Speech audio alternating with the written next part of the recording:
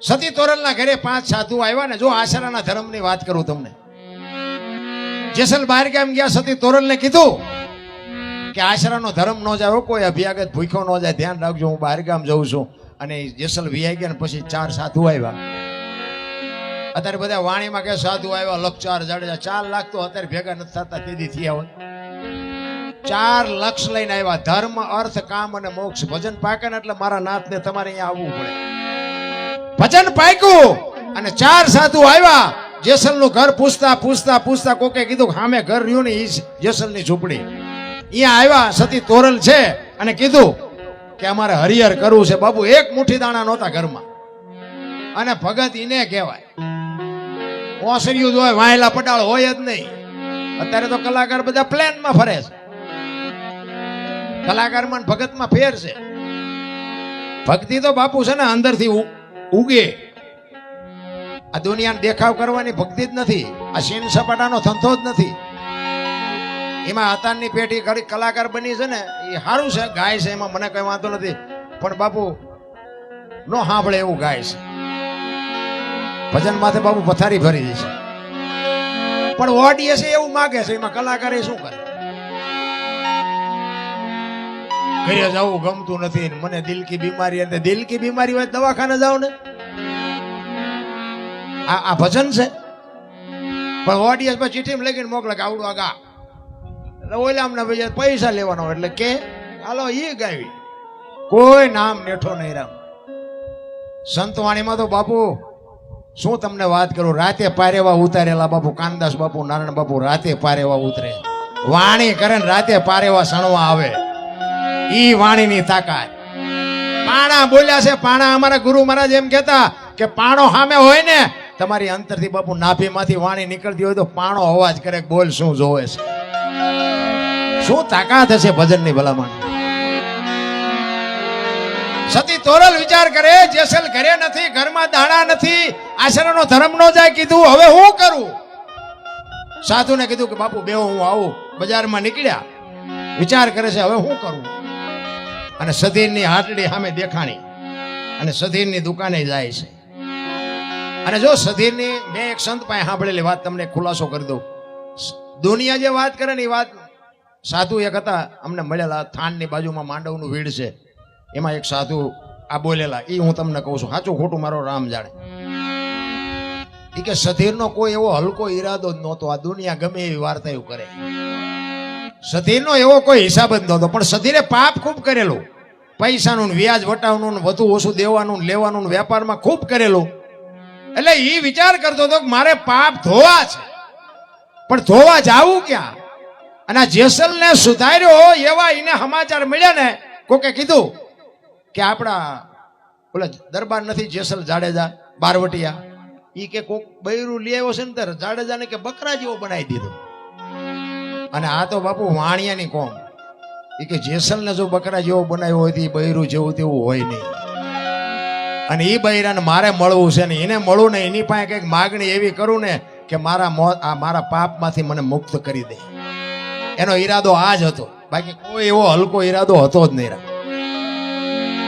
અને સધીર જેસલના ઘરે જઈ શકતો હતો, પણ સધીર બીતો હતો કે આ દરબારનું કઈ નક્કી નહીં. આ ભક્તિ કરે છે જેસલને, 4 તલવાર ઉપાડે, કઈ નક્કી નહીં. આ ઘરે ન જવાય. ઈ કે તોરલ એકલા જ ભેગા થાય ને તો મેળ પડે ને. કુદરતને કરવું. અને બાપુ આ સીધો લેવા માટે દુકાને આવ્યા. અને સધીર જોઈ ગયો કે આજ તોરલ એકલા છે. અને તોરલ પાસે પછી અજુકતી માગણી કરી કે મારા મેલે આવજો. તોરલ કે કાંઈ વાંધો નહીં. અને વસ્તુ લઈને આવ્યા, સાધુને જમાડ્યા, સાધુ નીકળી ગયા. હાંજ પડી, જેસલ આવ્યા. સતી તોરલ તૈયાર થઈને નીકળ્યા ને તેથી જેસલ જાડેજો કહે છે ક્યાં જાવ છો? આખી માંડીને વાત કરી કે સધીર વસ્તુ નહોતો આપતો અને હું વચને બંધાણી છું. મેં મારો દેહ અડાણે મૂક્યો છે, અહીંયા મારે જવું પડશે. અને તેથી કચ્છનો બારવટીયો પાછો મીડ્યો રોવા. હો ભાઈ, અરે કોની પાસે વાતો કરી રામ? કચ્છનો બારવટીયો સતી તોરલ ને કહે છે, તોરલ તે મારા કાંડા કાપી નાખ્યા. મને એક વખત જો તલવાર ઉપાડવાની રજા દે ને, આખા અંજારમાં વાણિયાનું બી નો રહેવા દો. હજી હું ઝાટકા ભૂલી નથી ગયો.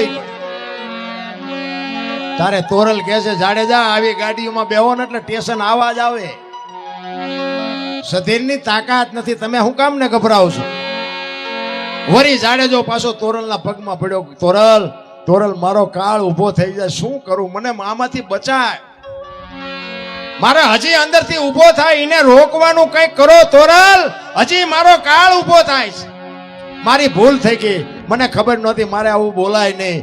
અને પછી જાડેજો કહે છે, પણ બહાર તો વરસાદ વરે છે, ગારો ને કીચડ જાયમાં છે, કેમ જાશો? એ કે ગમે એ થાય પણ મારે જવું પડશે. તેથી કચ્છનો બારવટીયો સતી તોરલને કહે છે, તોરલ, તોરલ, મારા ખભે બેસી જાઓ, હાલો હું તમને મૂકવા આવું. બાપુ કોની પાસે વાતો કરી?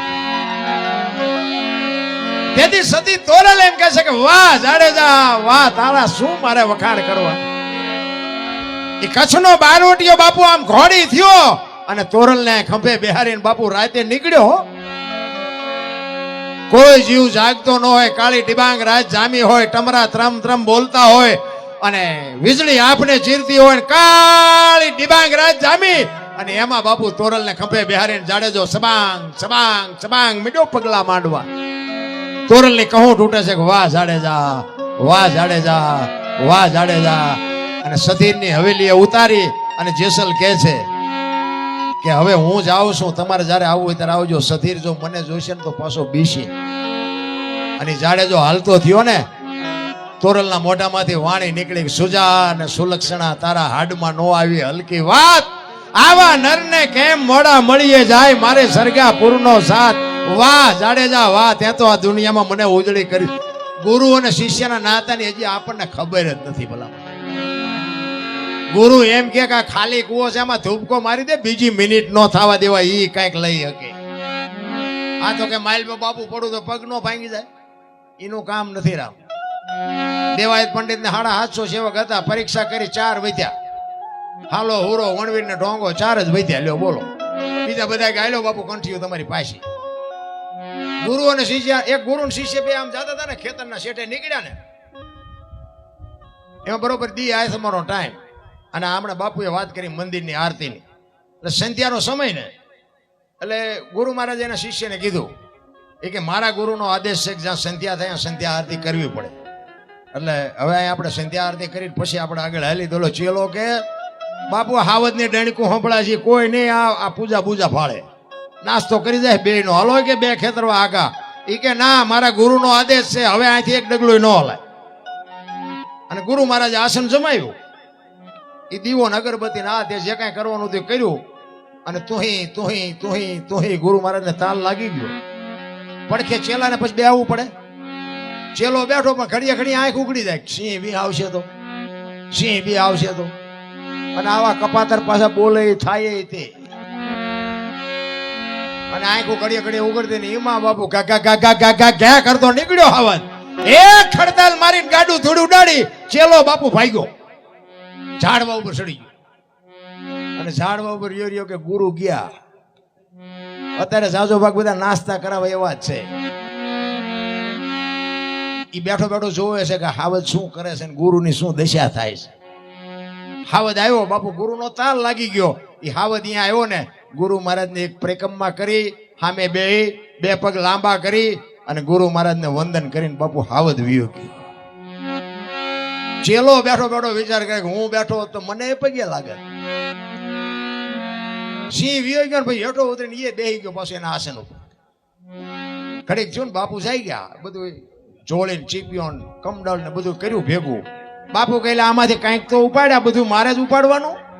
એ કે બાપુ ચીપિયો લાવો. મેં ચીપિયો લઈને આમ કડીમાં આંગળી ભરાવીને આમ ફેરવતો ફેરવતો જાય ને બાપુ અરે વાતો કરતો જાય.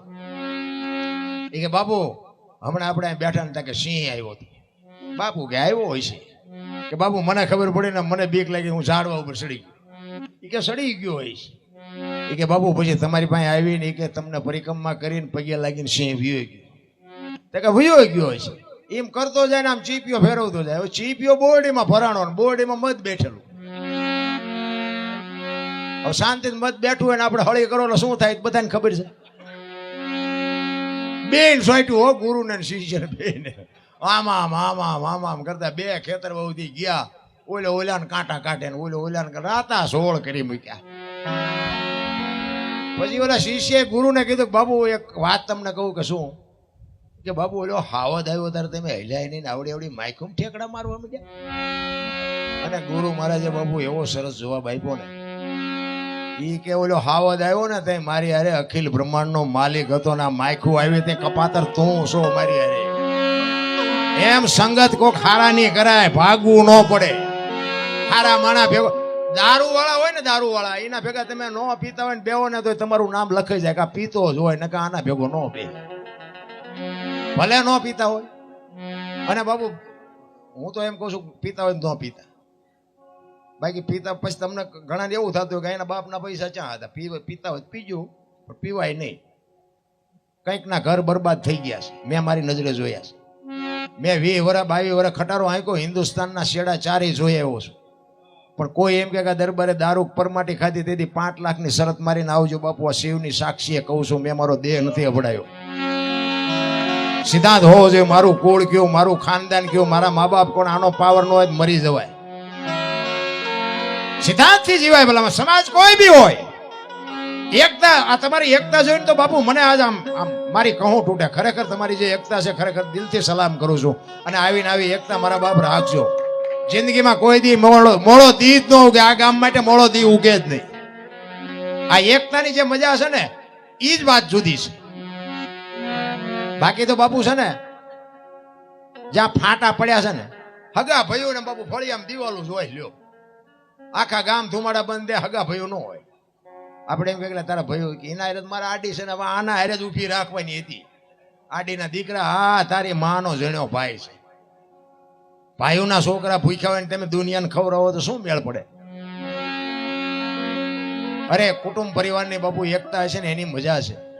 હું તો એમ કહું કે ભલે અંદર રોટલા એક બટકું રોટલા આટું ભાઈઓ માથે વિખવાદ થતો હોય, પણ હાનનું ટાણું હોય ને વાળું પાણી કરીને બહાર ઓટલે 3-4 ભાઈઓ હોય ને બાપુ, એક ઓટલે બેસજો. દુનિયા જો આખી આંકવા ન લે કે હારો આમના ભાઈઓનો રાગ જેવો છે, જોઈને બાપુ આંસકો લાગે માણાને કે આમનું નામ ન લેવાય. પછી સમાજ ગમે એ હોય, એક કાળમીન પાણો હોય ને એની માથે સીણી રાખી અને ઘરના ઘા કરો ને, કાળમીન પાણો તૂટે નહીં. બહુ મહેનત કરીને જયારે તોડો ને એને ક્રેક પડે ને, પછી ક્રેક પડે ને કાળમીન પાણામાં, પછી એમાં માટી ભરાય. અને માટી ભરાય ને પછી એમાં લાપડું મજા કરે. લખવું હોય તો લખી લેજો. લાપડું બધા ઓળખો? બાપા ઓળખે, બધા નહીં ઓળખતા હોય. માથાના વાળ જેવું ખડ ઉગે. ઈ તિરાડમાં કાળમીન પાણામાં સીણી નો અડતી હોય, એને તિરાડ પડે ને પછી બાપુ એમાં લાપડું ઉગે, લાપડું. એમ કુટુંબમાં જેથી તિરાડ પડે ને પછી બહાર ગામના રાકા આવીને તમારા કુટુંબમાં મજા કરી જાય છે. બાકી એકતાની જે મજા છે ને એવી આ દુનિયામાં ક્યાંય મજા નથી રામ. એટલા માટે એક સતી તોરણની વાણી કરવી છે મારે. આશિક બાપુ જેસલને સાંભળવા વાળા ઘણા છે, પણ મને એક ભાઈ કહેતા હતા, મને કે આ જેસલનો ઇતિહાસ તો જો આની સમાધિએ હું દર્શન કરવા જવું હોય, આ દુનિયા કે ડફોળ નથી. મેં કીધું દુનિયા ડફોળ નથી, પણ તું હું બે ડફોળ હોય એવું લાગે. પણ મને કે જોવો તો ખરા ગાયું મારીને મોરલા માર્યા ના જાનું લૂંટીને આની સમાધિએ હું દર્શન કરવા જાઉં. પણ મેં કીધું હોમણ કપા હળગાવવું હોય તો હોમણ દેતવા જોઈ. એ કે ના હોમણ દે તો મેં એક દિવાળી અડાડો તો 1000 મણનો ઢગલો હોય તો રેખ્યા થઈ જાય ને. તો કે હા. તમે એને એવું કંઈક કર્યું છે, આપણે બે ન જાય તો કઈ ફેર નહીં પડે. હજી તો આવા જ સંશોધન કરે. બોલો આ ભજન જેથી કરે એનું કામ જ નથી રામ. આ અમે આખી રાત બોલ્યું કે અમારી ભૂલ થાય ને તો એની બાપુ નોંધ કરે દુનિયા. અમે અત્યાર સુધી સારું બોલ્યા એમાં કઈ મગજમાં ઉતર્યું જ નહીં. અમે રામના બદલે કૃષ્ણ બોલી જાય, સબરીના બદલે મીરા બોલી જાય, તેમાં આ ચો મોટો ફાટી ગયો. પણ બાપુ ભાગ વિના નર પાવત નાય રામાયણ કહે છે. રામાયણમાં એક રામાયણનું નામ આવ્યું ને મને એક સાખી યાદ આવે છે કે